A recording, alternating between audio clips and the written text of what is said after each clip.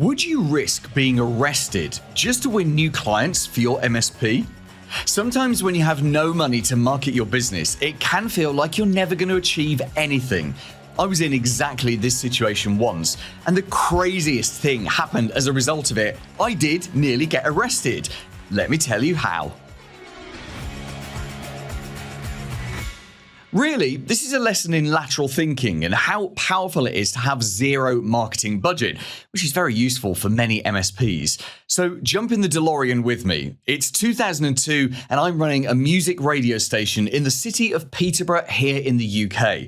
And in the years before I joined, the station had taken a real battering from its competitors. So my brief was to build up the audience again.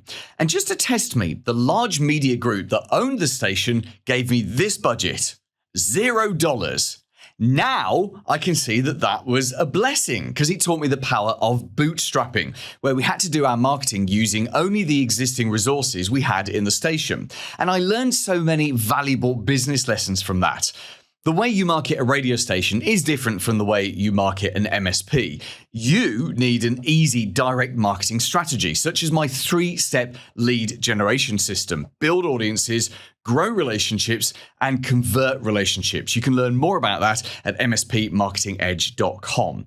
But for radio marketing 20 plus years ago, it was all about just getting the name and the address out there. The name of the station, the type of the music it played, and the FM frequency. Yes, I'm that old. I worked on an FM radio station. In fact, I started my career on a medium wave on an AM radio station. Please, someone get me a walking stick. Anyway, back in the day, we did car stickers.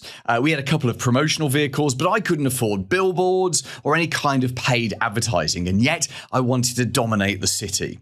And then one day, someone on my team came up with the most brilliant idea ever.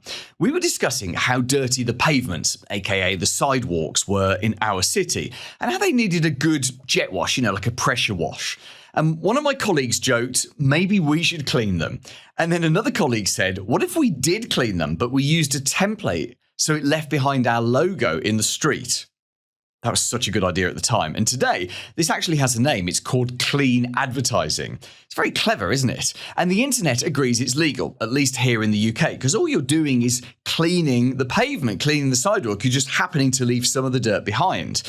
But when we actually did this all over the city in 2002, the local council had a different idea. In fact, they went berserk. Perhaps it was because we'd shown everyone how dirty the streets were.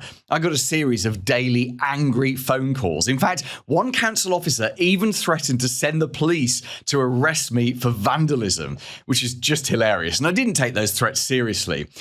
Unlike the time the Diplomatic Protection Police in London were actually going to arrest me because of a radio publicity stunt that we did at an embassy. But that's a story of total stupidity, best saved for another day. Anyway, to complete the story loop, yes, the audience grew. And actually that stunt kickstarted the best 2 years of my radio career, including winning a Sony Award, which is like a UK radio equivalent of an Oscar. So how can this story help your MSP?